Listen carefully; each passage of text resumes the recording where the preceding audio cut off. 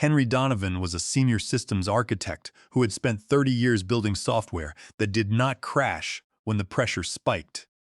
He was 54 years old, wore faded flannel shirts to the office, and drank his coffee black. Apex Dynamics was supposed to be his final stop before a quiet retirement. Instead, it became the battlefield for his most brutal professional war.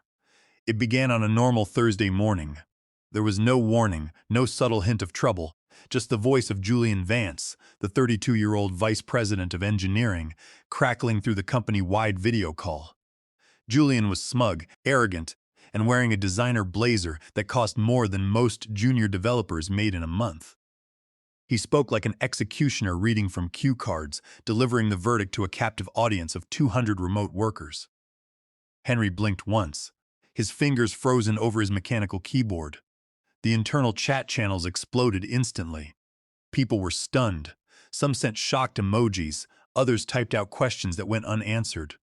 Julian kept a perfectly practiced expression of mild regret on his face as he announced that Henry Donovan was no longer with the company. Legal had issued a one-year non-compete agreement, which Henry had supposedly agreed to accept. Julian thanked Henry for his past efforts. Past efforts. That phrase echoed in the small home office. Henry had carried their entire back-end infrastructure on his shoulders for 5 years. He had spent countless nights duct-taping legacy code into something functional. He was the one who stayed awake until 3 in the morning during the massive server outage last winter, while Julian was on vacation at some luxury ski resort. Now Julian was publicly stripping his name from the company directories as if Henry were a disposable intern who had made a minor mistake. The video feed remained live, showing Henry sitting perfectly still. He did not cry. He did not yell. His expression was completely blank, the kind of absolute calm that usually precedes a devastating storm. Someone whispered over a hot microphone, asking if it was a joke. Julian did not flinch. He stated that the company took intellectual property protection extremely seriously. He claimed Henry understood the terms when he signed his initial employment contract and that he had been given ample opportunity to align with leadership decisions. Leadership. The word sounded absurd, coming from a man who once had to ask Henry how to extract a compressed file archive, and then acted offended when Henry did it in 5 seconds. Henry slowly reached out and clicked the button to leave the meeting. His screen faded into gray silence.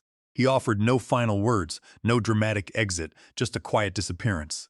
He stood up from his heavy wooden desk. The air in his office felt stale. His heart was beating slowly but with immense force. His golden retriever, asleep on the rug, raised her head and gave him a confused look. He walked over to his filing cabinet, opened the bottom drawer, and retrieved a small silver storage drive. It contained the final version of a side project he had built long before Apex Dynamics ever hired him. He slipped it into the pocket of his denim jacket. Back in the company chat, Julian posted a highly polished farewell message that had clearly been drafted by Human Resources. It wished Henry all the best in his future endeavors. It did not mention the disaster recovery protocol Henry had designed entirely from scratch. It did not mention the caching system he had rebuilt over the Thanksgiving holiday. In the days that followed, Henry received dozens of private messages from former colleagues. They were confused and afraid. They asked if he really signed the one-year non-compete. They asked what he had done to deserve such a sudden termination. Henry did not reply to a single message. The truth was, he had not actually agreed to anything yet. Legal had only informed him that the documents were on their way. He knew exactly what the non-compete would say, and he knew exactly how he was going to handle it. He powered down his company-issued laptop, disconnected it from the secure network, and shoved it into a closet. He pulled out his personal machine, a battered workstation covered in old conference stickers, and opened a heavily encrypted text document. If Julian wanted a war, he should have read the fine print. The next afternoon, a courier arrived at his front door with a thick brown envelope. Inside was his formal termination letter and a vicious one-year non-compete agreement that looked like it had been drafted by a lawyer devoid of basic human empathy. It banned him from seeking employment with competitors, taking independent contracting gigs, or contributing to any product that resembled the offerings of Apex Dynamics in any material way. They genuinely thought they had buried him alive. Henry poured himself a glass of cold water, sat down at his kitchen table, and began to make a detailed list. On one side, he wrote down every system he had ever touched. On the other side, he listed every code commit tied to his name. At the very bottom, he wrote his initials and a date from 6 months ago. That was the day he had started archiving his original pre-employment work, just in case. There are two kinds of engineers in the world: the ones who plan 2 weeks ahead, and the ones who plan 2 years ahead and never let anyone know. Henry had allowed Julian to believe he was the former. He plugged the silver drive into his personal computer. The moment Henry walked away from that video call, the trap was set. Henry knew exactly when and where the final blow would land. He just had to wait for the law to catch up with his elaborate plan. The state unemployment website crashed 3 times. Before Henry finally managed to submit his claim, he sat hunched over his kitchen table at 2 in the morning, bathed in the harsh blue light of his personal laptop. He had not slept in 2 days. He was surviving entirely on cold black coffee and stale crackers he found in the back of his pantry. Filing for unemployment felt like an admission of defeat to a faceless machine that did not care about his 30 years of experience. He finally hit the submit button and watched the loading wheel spin endlessly. Eventually, a small line of gray text appeared on the screen, stating that the claim was pending an employer response. 3 days later, he received that response. Denied. The reason listed was termination for cause, making him ineligible for benefits. The paperwork had been filed by someone in the Human Resources Department. Henry let out a joyless, hollow laugh. He clicked through the attached document. Their official claim stated that he had violated internal compliance protocols and shown a willful disregard for leadership directives. That was the corporate translation. For the time, Henry had warned Julian that his proposed feature would cause a massive security breach, a warning Julian had deeply resented. A few hours later, Henry's phone buzzed with an automated notification. It was a message from the company administration panel, auto-forwarded to his personal email account because of a configuration oversight they had forgotten to fix. The subject line indicated that his user access had been completely revoked. The list of disabled accounts was extensive, covering every internal tool, code repository, and communication platform. His email address now bounced back immediately. Even the extensive technical documentation pages he had built from scratch over 5 years were systematically stripped of his name. His profile picture was replaced with a generic gray silhouette. He clicked a link to view a specific code commit he had authored, only to be met with a cold access denied error. Then came this true insult. A sympathetic junior developer leaked an internal memo sent to the engineering department. The memo explicitly stated that Henry Donovan did not contribute directly to the current platform infrastructure and that any perceived ownership of the systems was misattributed. The email instructed the team not to engage with him further. Henry stared at the screen as if the words had physically struck him. They claimed he did not contribute directly. They were erasing 5 years of grueling architecture meetings, 4 major platform rewrites, and hundreds of midnight deployments. They were erasing the time he had shipped a critical patch while sitting in the waiting room of a hospital. In the eyes of Apex Dynamics, he had been digitally obliterated. He slowly closed his laptop and sat in the quiet kitchen, staring at the blank wall. There is a specific kind of silence that follows a deep professional betrayal. It is not loud or dramatic. It is the kind of silence that wraps tightly around your throat and softly reminds you that you were a fool to ever trust a corporation. He remained perfectly still for an entire hour. Then, he did something that surprised even himself. He opened an old, spiral-bound notebook, picked up a pen, and wrote 4 words in the margin: "Make them prove it." That was the exact moment everything began to shift. He started pulling personal records. He did not touch the company files, as those had been wiped clean, but he gathered his local commits, his email receipts, and the architectural diagrams he had exported long before any disputes arose. He dug through ancient external drives and found old screenshots, along with sticky notes containing complex sequence diagrams. He also had the silver storage drive, though he did not plug it in yet. That crucial piece of leverage was reserved for later. He carefully reconstructed his original database schema strictly from his own memory. Everything he needed was there. It was not too much data, but it was just enough to build an airtight case. His silent shock had officially transformed into a calculated strategy. Later that same week, Henry walked into a modest law office located on the east side of the city. The building was unassuming, with plain signage and a receptionist who looked like she had heard 1,000 sob stories but still possessed a shred of human sympathy. She called his name, and he walked back to meet his attorney. The lawyer was a man in his late 50s who wore faded denim jeans with a sharp blazer. He had the grizzled, tough charm of a professional who had spent his career fighting massive corporations armed with non-disclosure agreements. He spent 15 minutes flipping through the thick packet Henry had provided, nodding occasionally and offering a few approving grunts. When he finally leaned back in his leather chair, he told Henry that the company was terrified of him. He tapped the non-compete clause with his silver pen and declared it absolute overkill. He noted that the contract was written as if they truly believed Henry was going to start a rival company the very next morning and destroy them completely. Henry remained silent. The lawyer studied his calm demeanor and gave a small, amused snort, asking if he should be worried about what Henry was planning. When Henry offered no clear answer, the lawyer nodded in respect. He then sighed heavily and delivered the difficult news. Under the current state laws, the restrictive agreement technically held up. He explained that the company would successfully argue that Henry possessed immense strategic influence and privileged access to highly sensitive. Henry did not check his rearview mirror once. He had already seen everything he needed to prepare for the long battle ahead.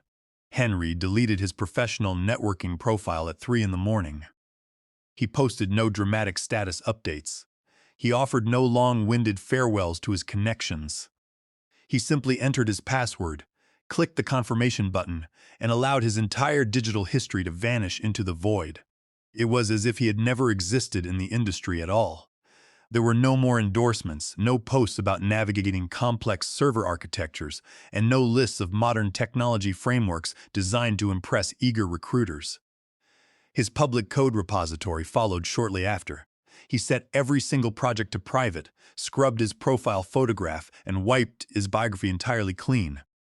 The last visible update tied to his name was a minor typographical correction made over 6 months ago. He left no breadcrumbs for anyone to follow. People at his old company were already referring to him in the past tense. Some speculated that he had suffered a massive burnout.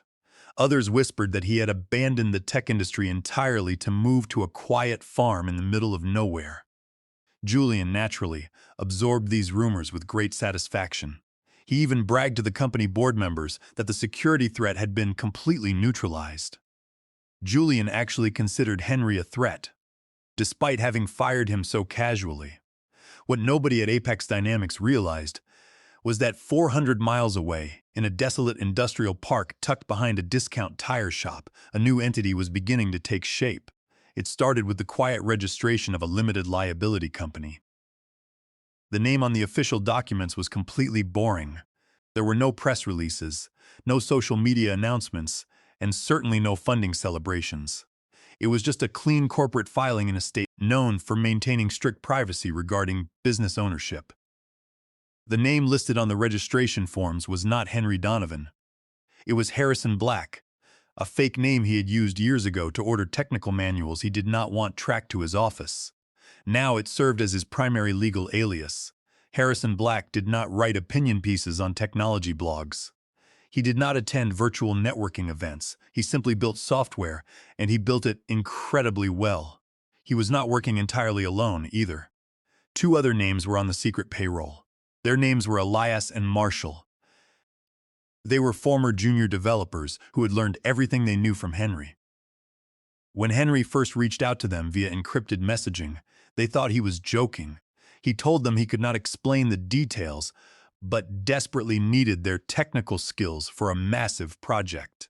3 sentences into reading the strict non-disclosure agreement, Elias replied that he was completely on board. Marshall did not even finish reading the document before signing it and sending back a simple thumbs-up icon. The rules of their new operation were incredibly strict. They used no real names, generated no traceable metadata, and maintained zero public social media presence. Every piece of code was pushed through rotating virtual private networks. Most importantly, they wrote absolutely nothing that resembled the proprietary code owned by Apex Dynamics. They did not need to steal anything. Henry held the master blueprints entirely in his head. He remembered every catastrophic mistake Julian had forced the team to make. He remembered the fragile infrastructure they had ignored to save money, and he remembered the crucial features the major clients had begged for but never received.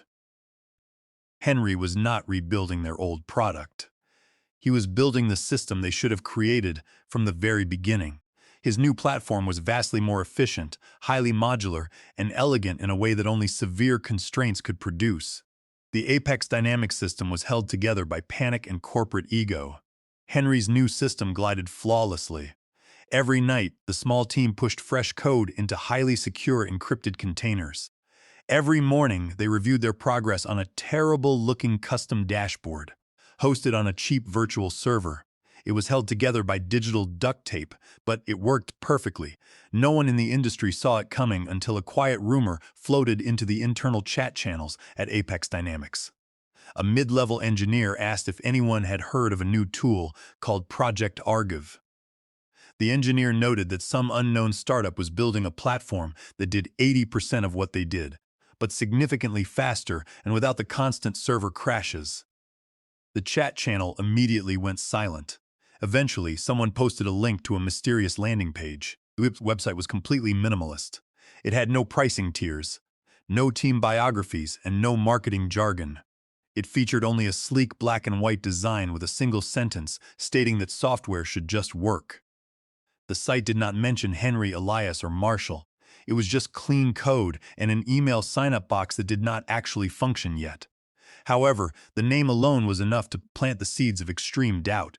Project Argiv was the exact code name Henry had used years ago for a joke repository that everyone had forgotten entirely. Someone suggested it was probably just a random coincidence. Another person agreed, but noted that the timing felt incredibly strange. The engineering team let the conversation fade away, afraid to look too closely at the ghost they had all helped bury. Julian, however, noticed the chatter. He pretended it did not bother him, but he secretly bookmarked the minimal website and checked it obsessively. Every few days, he refreshed the page, finding the exact same blank screen and the exact same mocking sentence. Meanwhile, in his freezing industrial office, Henry sat drinking terrible gas station coffee while reviewing. Henry finished his coffee and walked out into the night. The trap was fully armed, and he was finally ready to spring it. There was a distinct moment during the final week of December when Henry realized that Project Argiv was no longer just a piece of software. It had evolved into a weapon of absolute leverage. He had started the project using the same architectural principles he had once pitched to the executives at Apex Dynamics. Back then, Julian and the board members were far more interested in choosing corporate branding colors than ensuring their data integrity was structurally sound.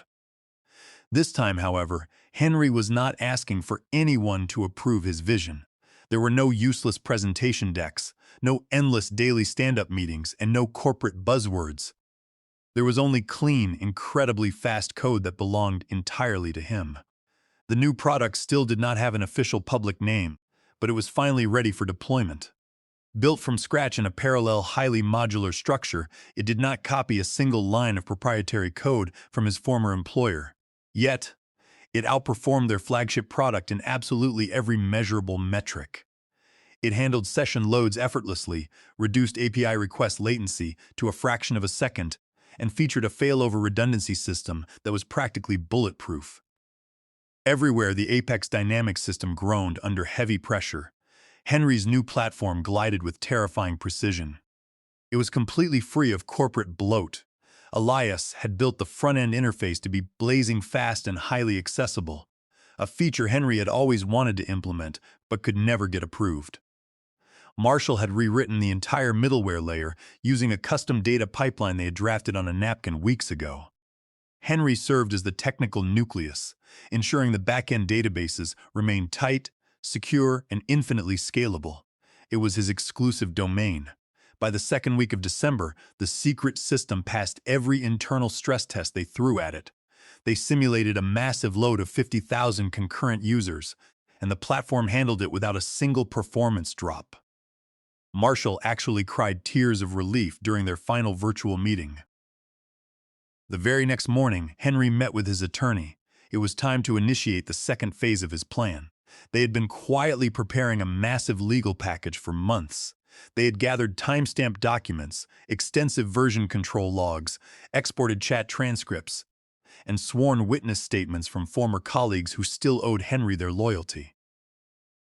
Henry possessed crucial intellectual property that predated his employment contract with Apex Dynamics. He had written a series of highly complex data processing modules on his own personal hardware, long before he ever signed a corporate agreement. He had explicitly flagged the usage of those personal components inside the Apex Dynamics production system over a year ago.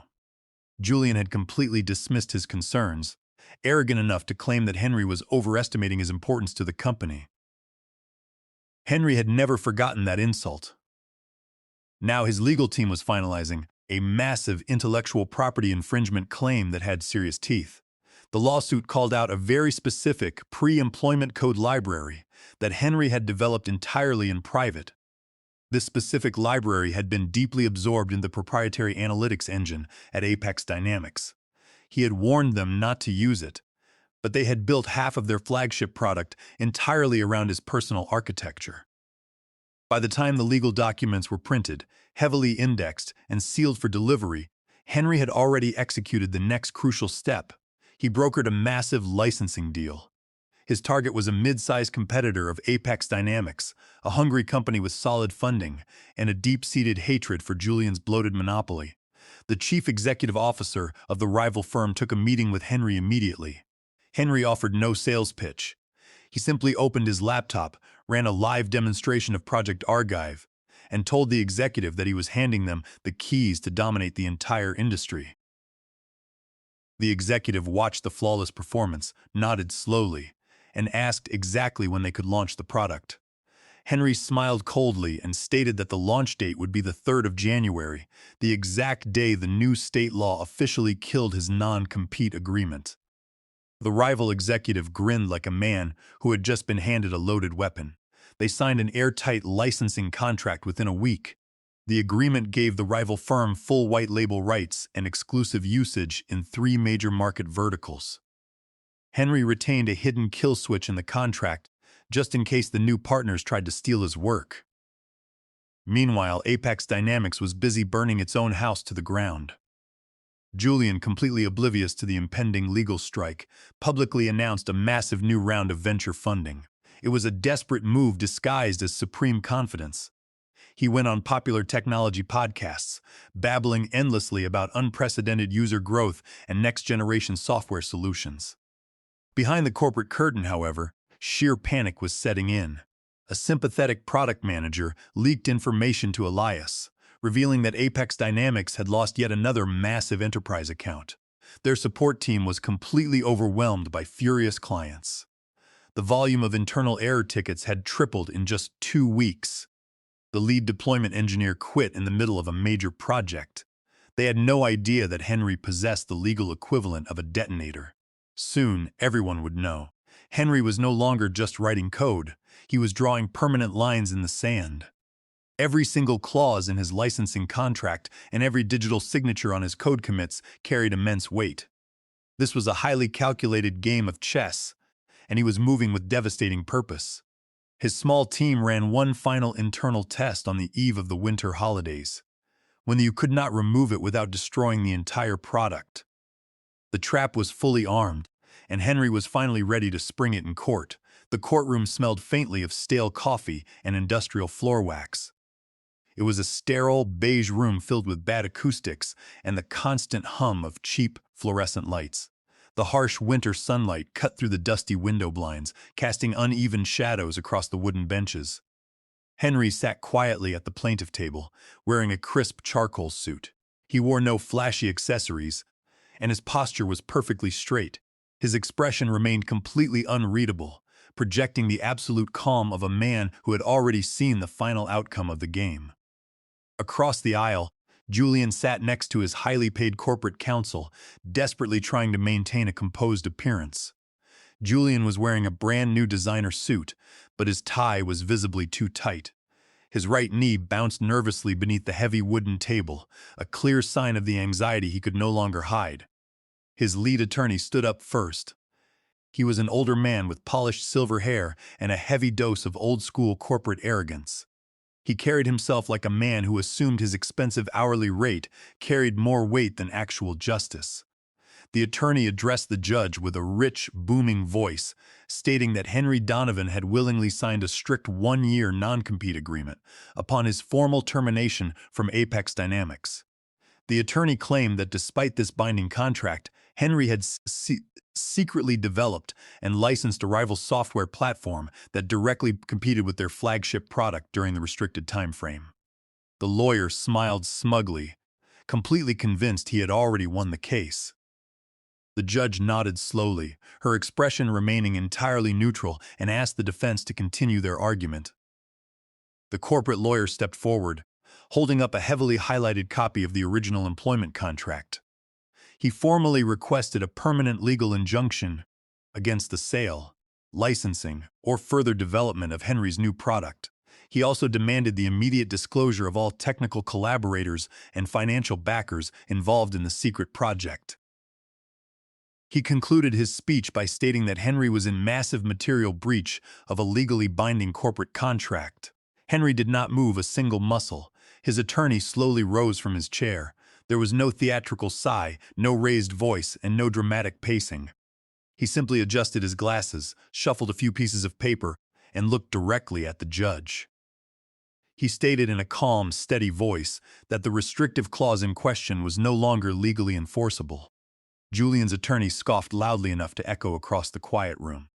Henry's lawyer ignored the interruption and continued speaking. He clearly cited a brand new state labor code amendment that had officially gone into effect on the 1st of January. The new legislation explicitly stated that non-compete clauses for technology professionals within the state were now considered entirely unconscionable and legally void. He did not need to shout. He simply slid a single printed page across the polished table toward the judge. The specific legal statute was highlighted in clean blue ink. The judge adjusted her glasses and read the highlighted sentence aloud for the court record. She stated that any contractual provision restricting a software professional from working in a similar technical role or industry was now void against public policy. Total silence fell over the courtroom. Julian's lawyer leaned forward, staring at the paper in absolute disbelief. He read the text once, then read it again, much slower. His face, which had been so confident just moments ago, began to pale rapidly. His jaw tightened, and his eyes darted nervously around the room. He opened his mouth to speak, but no words came out. He quickly turned to Julian and began whispering frantically. Julian's arrogant smirk completely vanished. The judge looked up from the document and stated that, according to the new law, Henry Donovan was never actually in breach of his contract. Henry's lawyer nodded politely and confirmed her assessment. The judge set the paper down gently and announced that she would review the full details. But the statute was incredibly clear. Unless the corporate defense team could present a miraculously compelling argument that the new labor law did not apply to this specific case, the non-compete was completely dead. Henry inhaled deeply, taking his first truly relaxed breath in over 12 months. Julian's lawyer remained standing, but his posture had collapsed. He whispered to his client again, his voice tight and bitter. Julian leaned back in his chair, his eyes wide with sudden panic.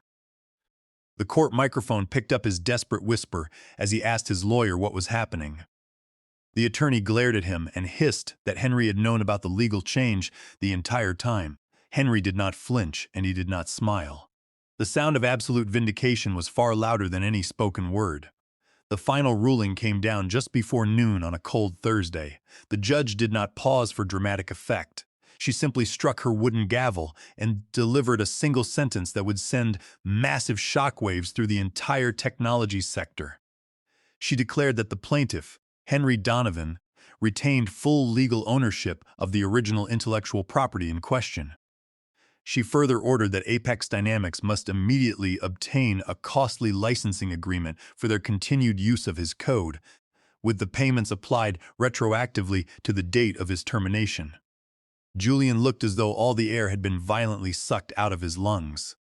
His company had built their massive corporate empire on a foundation that Henry completely owned, and now he was demanding massive rent. The news of the ruling hit the financial press within an hour. Headlines across the internet declared that he had not burned their house down. He had simply taken the keys and started charging them massive rent for his superior architecture.